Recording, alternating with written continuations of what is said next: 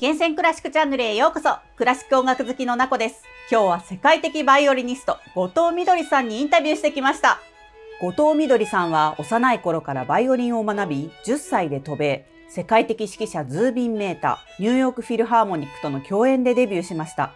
14歳の時出演したタングルウッド音楽祭では、本番中にバイオリンの弦が2度も切れるというアクシデントに瞬時に対応し、最後まで途切れることなく演奏を続けたことで、ニューヨークタイムズの一面に大々的に取り上げられ、タングルウッドの奇跡と呼ばれるエピソードともなりました。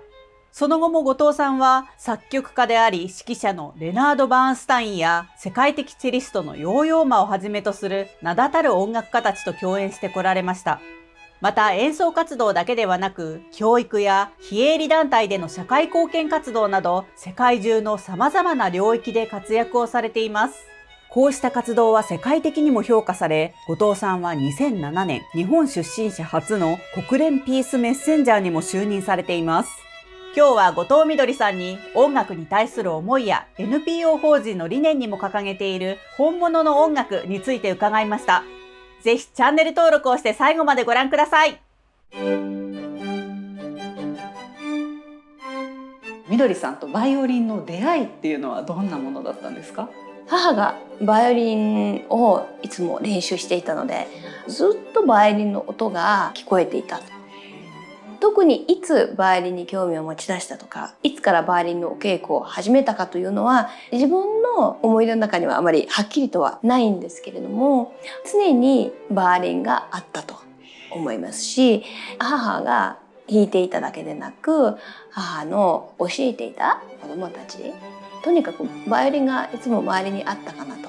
思います。それだけ身近な存在だったんですね。そうですね。どちらかというと母は反対に自分がバイオリンをしているので、バイオリンよりピアノとか他の楽器をと思ったみたいですけれども、やはり母親がしているものというのは娘としてね、とてもやってみたいと思うのが自然なんじゃないかなと思いますけれども、小さいバイオリンをやっともらって、それでお稽古を始めました。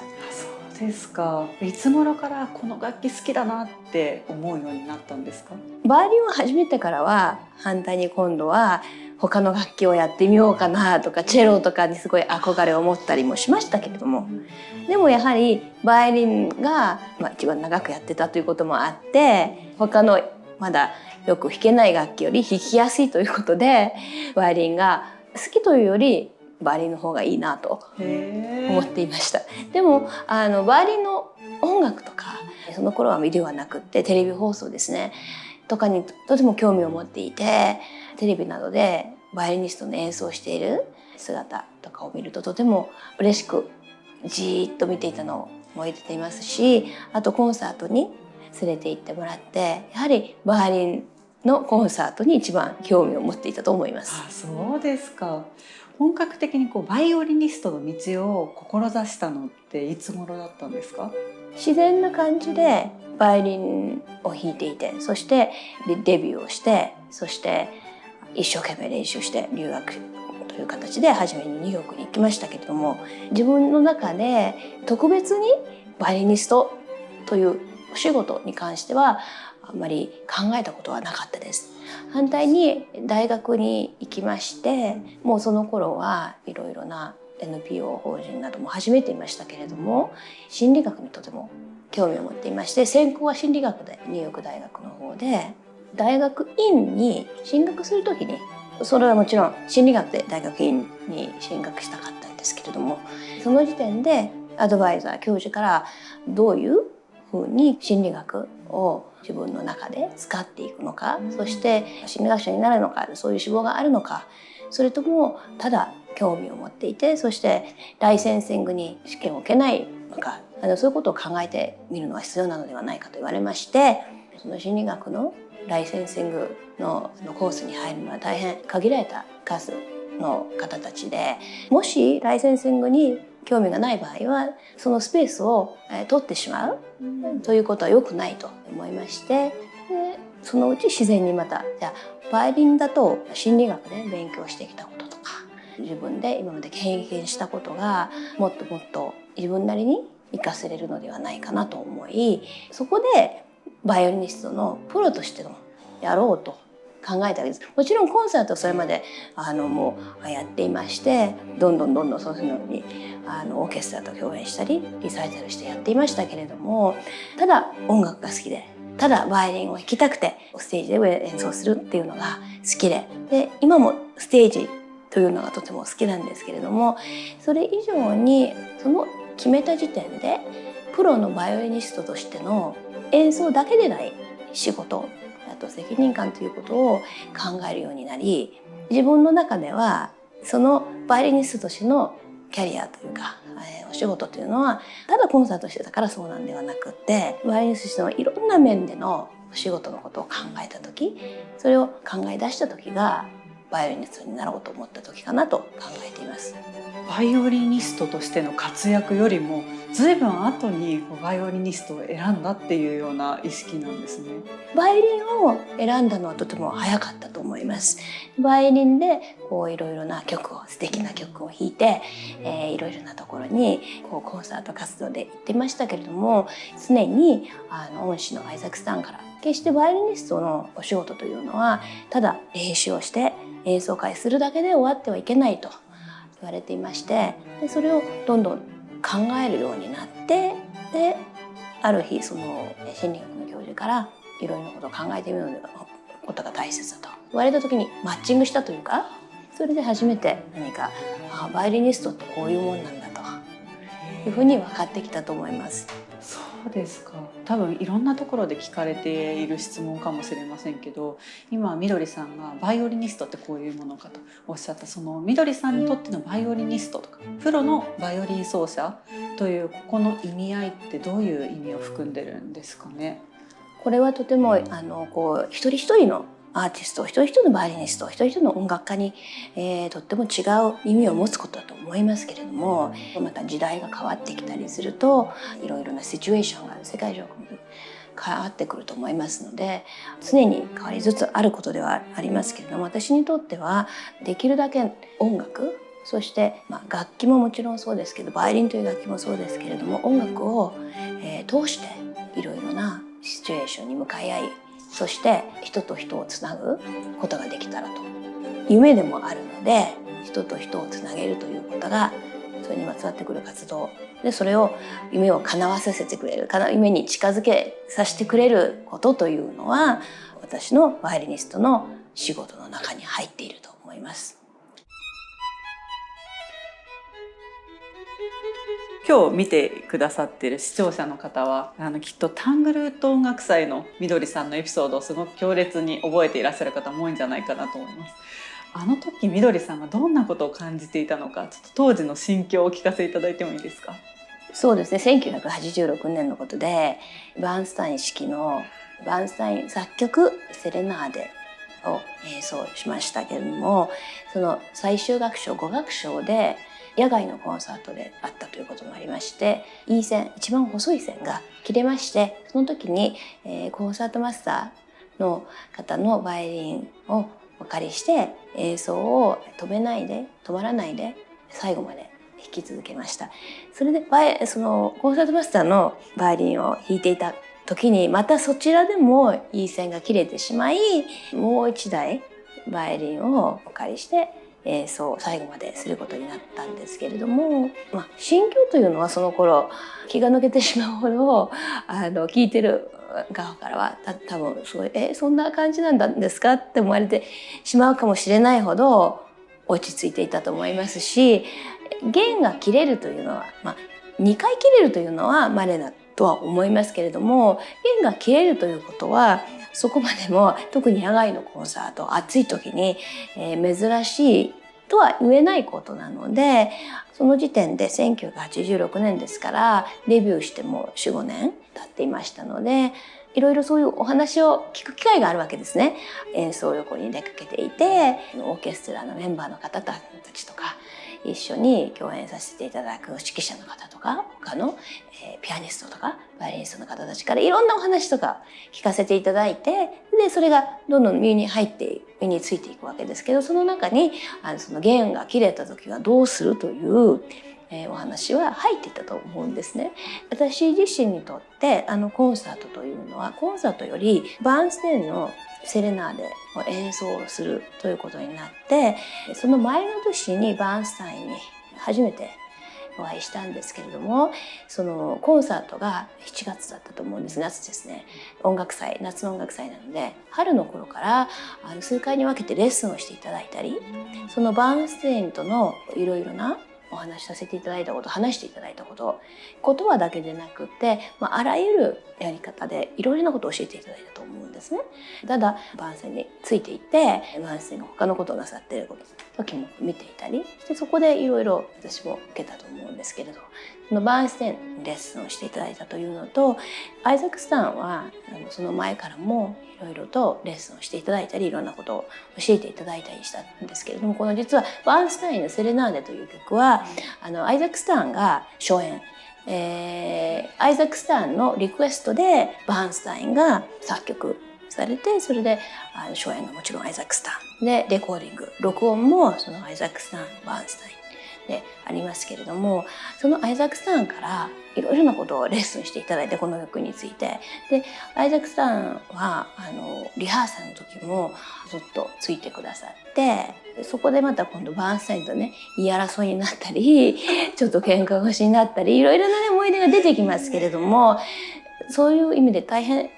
サポートがいただけたと思います。その弦が切れたっていうより、それまでの6ヶ月間の間にいろいろなことが経験できたと思いますし、その後もバーンスタインとこの曲を共演しましたけれども、毎回毎回そう変わってくる音楽が変わってくるとか、新しい発見、それを書いた作曲家と一緒にその曲を演奏できる、その作曲家に直接いろいろな質問をできる、初演をしたバイオリニスト、大バイオリニストにいろいろなことを聞ける、教えてもらえる、とてもラッキーだったと思います。そこが一番私の中にポイントになってるんですね。弦が切れたというよりそちらですね。今お聞きいただいている方にちょっと申し添えておくと、あれ中学2年生とかぐらい、14歳とかですよね。中学生がタングルット音楽祭という大舞台でやったことなので、今みどりさん本当に淡々と落ち着いて知ってたから対応できましたっておっしゃってますけど、なかなかそんなことはないと思います。すごいですね。それよりも弦が切れたという当日のトラブルよりももっとその得るものがあったっていうことなんですね。そうですね。バーンスタインの、100周年でいろいろなコンサートでバーンスタインの曲を演奏する機会もありましたけれども、毎回毎回がその頃の思い出が蘇ってきて。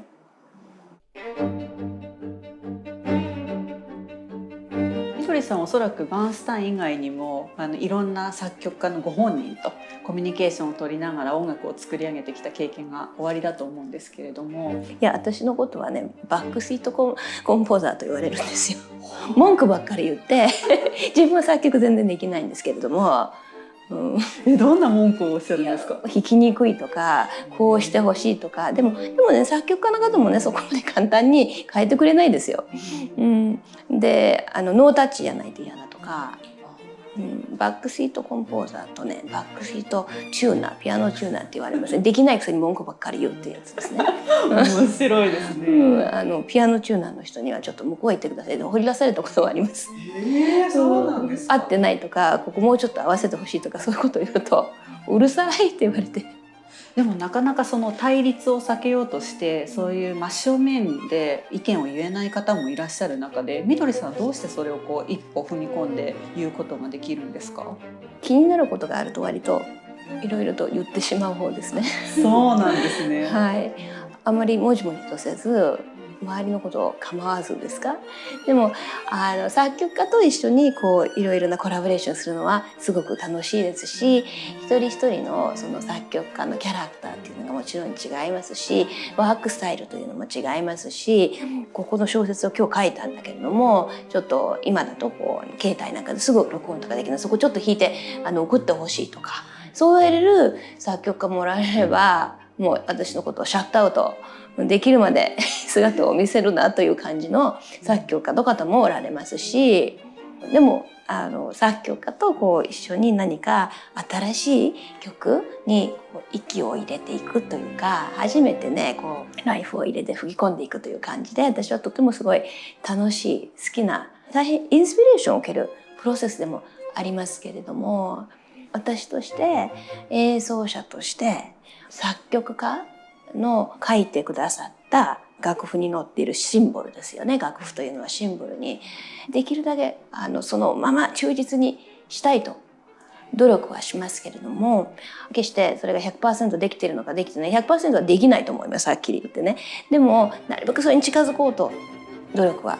してるつもりです。それでやはり新しい曲だとそれまでの何かヒストリーというものがないわけですから、その曲にヒストリーを作り始めるという意味で作曲家といろいろと話し合ったりすることも大変素晴らしい刺激になりますし、いろんなコンテクストで受けてきたインスピレーションですね。例えば学校で子どもたちの前で特別支援学校だとか老人ホームだとか途上発展地域でのコンサート、屋根のないところでのコンサート、いろいろそういうところでコンサートをしながらいろいろなインスピレーションを受けるわけですね。でそこでまたその作曲者に伝えたいリクエストというのが増えてくるわけですね。そうなんですね。で例えば今ちょうど学校や施設、病院などで演奏するツアーの真っ最中ですけれども、そのために特別に作曲家にこういう曲を作っていただきたいというリクエストをする。でもちろんリクエストして作曲してくださるのは作曲家の方にお任せするんですけど、その作曲が終わった後からのいろいろなコラボレーションですね。楽譜をこういうふうに書いた方がもう少し分かりやすいかなとか、今特にやっている曲というのは日本語英語だけでなくいろいろな言葉で使える、一緒にパフォーマンスをやっていける曲を書いてもらったので、でもそれをどういうふうにね楽譜にするかとか、どういうふうに合わせていくかわからない言葉、サウンドだけですよね、言葉の。でそれどうやって合わせていくのか、これちょっとそうですね、オペラブーファみたいな曲を今年は作っていただいたんですけれども、去年12月にラオスというところに行っていまして、その東南アジアの地域で割合とポピュラーな民話をベースとしてセリフを書いたりして、そして今度それと音楽を作曲してもらって、常習である小学生のお子さんとか聴いてる人、そして先生方たちもみんな一緒になって合同演奏ができる曲を書いてもらって、そういう曲を作ってもらったり、今度私がやっているユースオーケストラ、ジュニアオーケストラですねの活動のために、ちっちゃい子から割合と高校生までの子どもたちが一緒に1年バイオリン弾いたこと、10年バイオリンをやっている子たちがみんな一緒になって演奏できる曲を作ってもらったり、それとか今考えているのは2台のバイオリンのためのコンチェルトですね。バッハのドッペルというのはとてもねポピュラーな曲だと思うんですけれども、なかなか他にバイオリン2台のための曲っていうのが少ないので、バイオリンの2人のコンチェルトがあったらいいなと思って、そういうことを考えたり、最近でしたらベートーベンやパンデミックでねなんかベートーベンやはダークが多かったんですけれども、ベートーベンやのための作品を作っていただいたり、いろいろリクエストしたり、それでアイデアが出てきた時に作曲家と話し合ったりしてやるのはすごく面白いです。ただそのリビジョンの方に作曲するように時間がかかってしまったって言われる時もありますし、今お話をいろいろ聞いていると、すごくそのみどりさんが楽譜を音楽として立ち表すっていうこと以上にもう作り手の一人としてコンサートの体験を作曲家にフィードバックして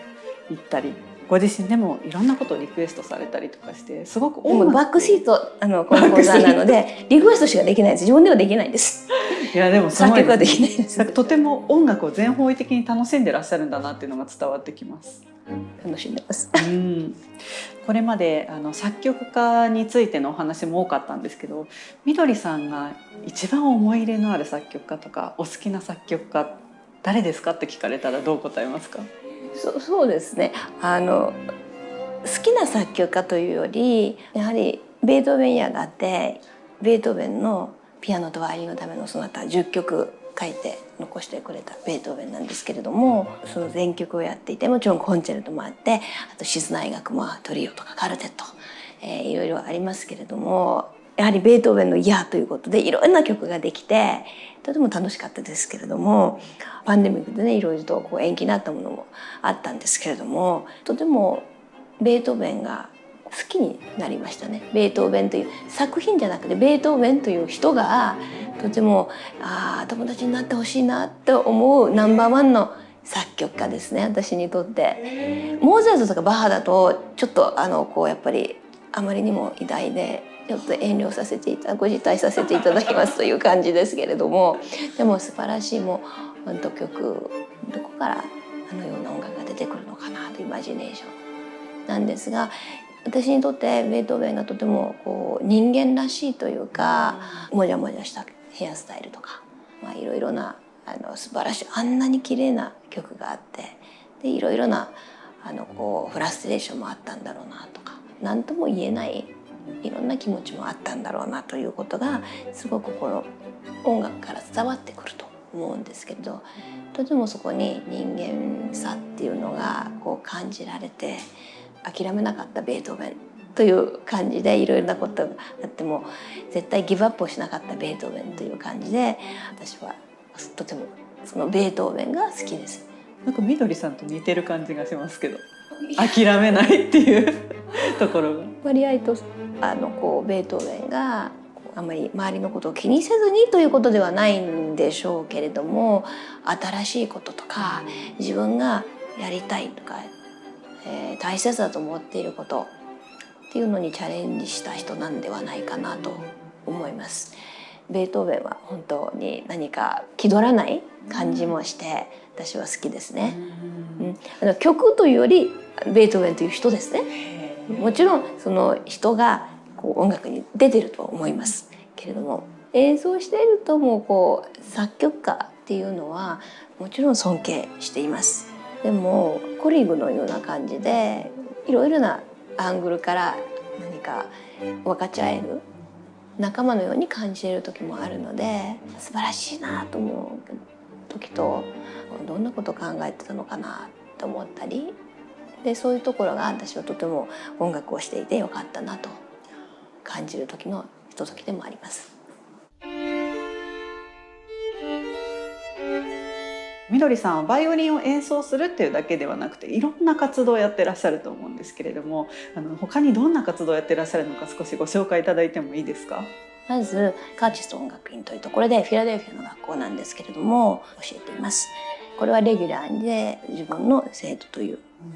何人かおりまして、でレッスンを1対1で学校を通してやっています。その他に国連平和大使として自分のやっているいろいろな活動とその、国連からのメッセージをこう混ぜ合わすというか合わせていろいろなところにボランティア活動とか社会貢献活動で、音楽をシェアするために行きますけれども、その時に例えば国連の UN のメッセージを一緒に持っていったり、サステナブルゴールズのためにこういろいろな、ことを考えたりで、そしてまた音楽は常にこう人と人を一緒に集まってもらえる、ツールだと考えていますので、人が集まってこればそこからいろいろな話し合いだとか分かち合えること、そして学ぶこと、そして話し合っていろいろな新しい発見、そのようにつながっていくと思っているのでいろいろな活動をしています。 NPO 活動の方は3つやっていまして、ミュージックシェアリングというのが日本と12月だけですけど東南アジアの途上発展地域などで活動をしています。このミュージックシェアリングというのはもう30年以上やっていますけれども、本物の音楽をシェアする、もちろんたくさんレコードとか CD とか録音 YouTube とかいろいろあると素晴らしいものがありますけれども、ワイヤレスとか、コンピューターを通さず生でダイレクトに本物生という、意味をちょっと入れ込んで、活動をしています。いろいろなミュージックシェアリングの方で活動プログラムがありますけれども、その一つが ICEP といって若手の演奏者はカルテット弦楽四重奏を結成しまして、東南アジアの子どもたち老人、弱者の立場に置かれている方たちにこちらから行って演奏を聴いていただいて、そして現地そちらの踊りだとか音楽だとかを学ばせていただく、演奏していただいたりして交換文化交流ですねをしたりしています。今ちょうど日本で今年は18カ所2週間弱でいろいろと訪問いたしますが、学校、支援学校、特別老人ホーム、国立病院、いろいろなところを今日も群馬県の方で活動をしてきましたけれども、一緒に給食を食べながらお話をしたり、それとあと合同演奏、私のやっているのは「猿とワニ」という曲なんですけれども、これは東南アジアの民話からインスピレーションを受けて書いてもらった曲ですけれども、一緒にお芝居ハムを入れながらの演奏があったり、いろいろな意味で交流をしながら、そして音楽も分かち合うというスタイルの活動、これが私のミュージックシェアリングの中でやっているプログラム ISEP なんですけれども、その他にミュージックシェアリングでは支援学校に通っている生徒さんたち、お子さんたちにオーケストラで使われている楽器の指導ですねをしていまして、これはいろんな楽器、バイオリンだとかフルートとかサクソフォンとかいろいろなマリンバとか、いろいろな楽器を習ってもらって、そして合同演奏、いろんなパートナースクールが関西とか関東にあるので、一番最近ではサントリーホールのプレコンサートの一角として演奏を一緒にしたり、あとバイオリンは自分の楽器ですけれども、他のジャンルの音楽とかもとても興味を持っていて、例えば邦楽ですとか弦楽器でない演奏者の方たちに訪問していただいています。これがミュージックシェアリングなんですけど、アメリカの方でもミドレインフレンズという NPO 財団をやっていまして、小学校、公立校をベースに活動している音楽教育の NPO ですけれども、そこでもやはりいろいろなプログラムがあり、やはりクラシックだけでなくいろんなジャンルのプログラム、あとインターンシッププログラム、いろいろなことをやっています。本当に盛りだくさんですね。そうですね。というか一番最初に NPO の活動を始めたのは1992年で、NPO 法人となるとミッションというものがあって、どういう活動をするというのをきっちり決めてあるわけですね。それでそこからはみ出れないので、またいろいろなアイデアが出てくると、どうしてもはみ出るアイデアっていうのが出てくるわけですね。となってくると、またもう違う NPO を作るとか他のプロジェクトを始めるということになってしまって、今度オーケストラ、ユースオーケストラのプロジェクトを始めたり、いろいろなことを始めるわけです。ちなみにこちらもその活動の、これはミャンマーですね。ミャンマーでね、寒かったんですよ。この時12月なんですけれども、これねクリスマスの日ですね。これは難民キャンプです。難民キャンプなんですけど、難民というと外からこの国に国を逃れてきてある国に、これは国内の難民キャンプです。そうですか。長い間難民なので、子どもたちもみんなこのキャンプで生まれてるんですけれども、そこでのコンサートの一角で子どもたちがとても興味深くバイオリンを見ています。日本でやっぱりコンサートというとステージがあって客席があって一定の距離で向かい合うような形ですけど、輪になってるような感じがありますね。そうですね。私たちが今やっている ISEP の日本のツアーですね。もうこのような感じで、はっきりともう体育館とか学校でもステージがあるのでそれは使いませんと。そういう規則にしていまして、なるべく小さい、子どもたちがとてもアットホームに感じる、普段から生活をしているところで教室だとかで、演奏をしたりお話をしたりしていますけれども、やはり慣れている環境の方が音楽も素直に受け止めてくれるのではないかなとやっています。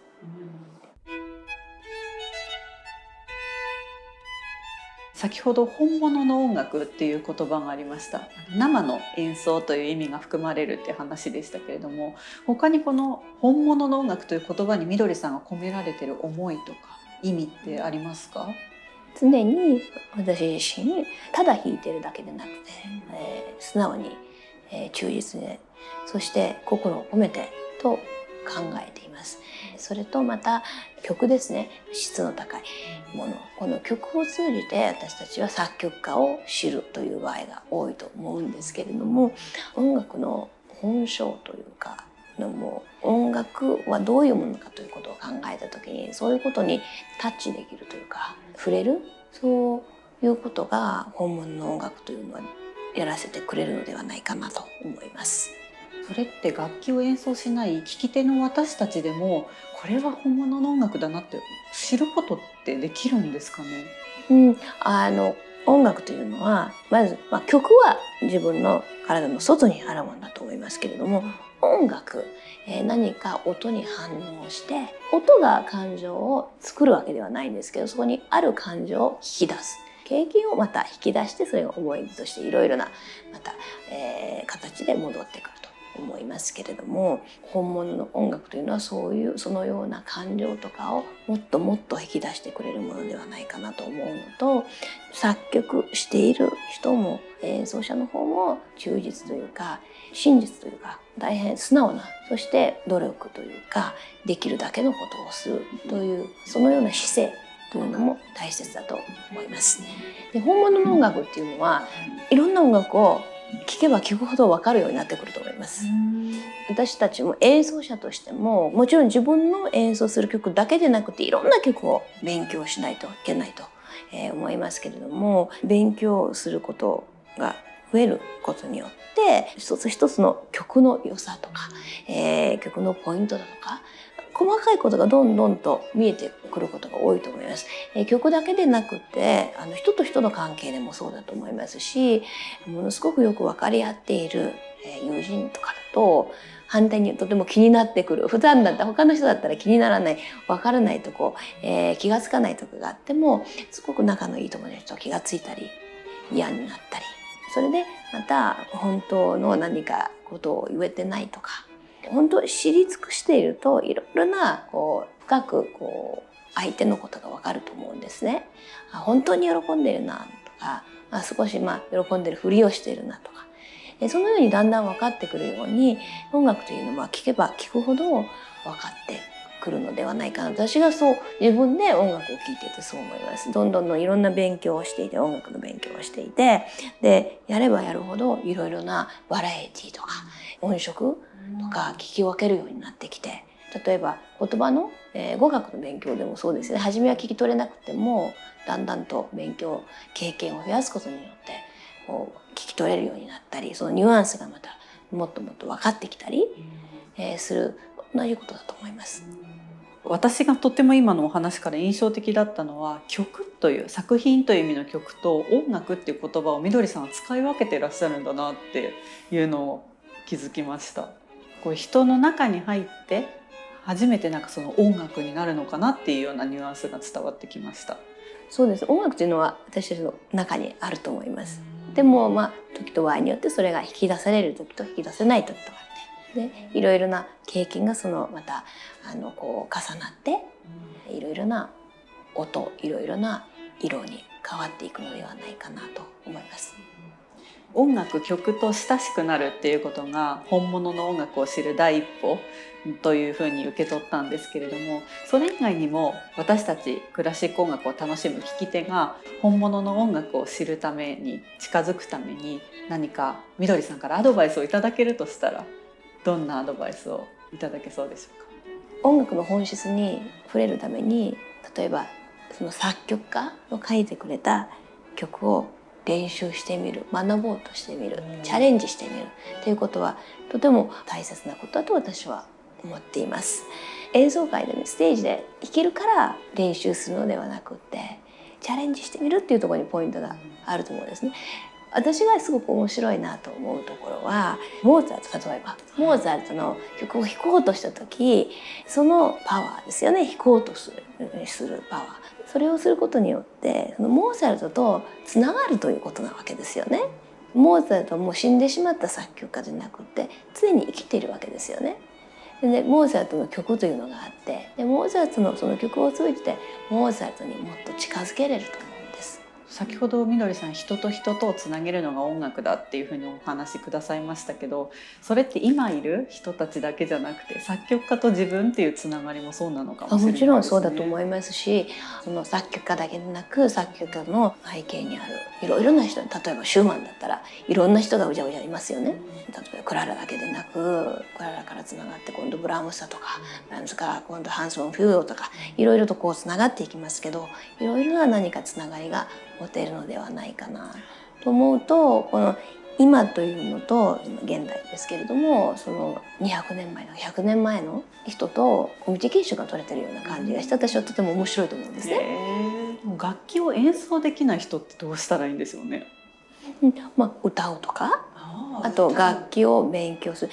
歌っていうのは演奏者にとってこうフレーズングをどういうふうにしたいのかな、どういうふうにやるべきかな、考えた時に一番ベースになるものですね。自然、一番自分の中にある楽器ですね。なるほど。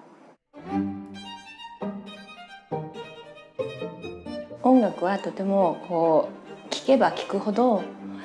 いろいろな面白さが感じられるものなのではないかなと思います。もちろん作曲家っていうのも違う時代に生きていた人かもしれないんですけれども、みんな私たち人間で、私たちと同じような似たような感情を持っていて、面白い人もいれば気難しい人もいて、そしてとてもおとなしい人もいれば明るい人、常に何かベートーベンのようにコーヒーの豆をね数えている人とかいろいろいるので、音楽を通じていろいろな作曲を知るというのも新しい友達に会うような感じがして、大変私は興味深いものだと思いますが、まず何々を聞き取らないといけないとか、こういうふうに感じないといけないとか、それよりまず音楽を聴いてそのまま楽しんでいけたらいいのになと私はいつも思っています。いかがでしたか？今日の動画が良かったと思われた方はぜひグッドボタンを押してください。感想はコメントでお待ちしています。厳選クラシックチャンネルではクラシックをもっと身近にをモットーに、毎週金曜日の夜8時、クラシック音楽を楽しむ入り口になるような動画を配信しています。今日のようなアーティストの方々へのインタビュー動画はもちろん、作曲家や楽曲、コンサートホールなどの紹介もしています。ぜひチャンネル登録をして一緒にクラシック音楽のある生活を楽しみましょう。それではまた次の動画でお会いしましょう。ブラービー！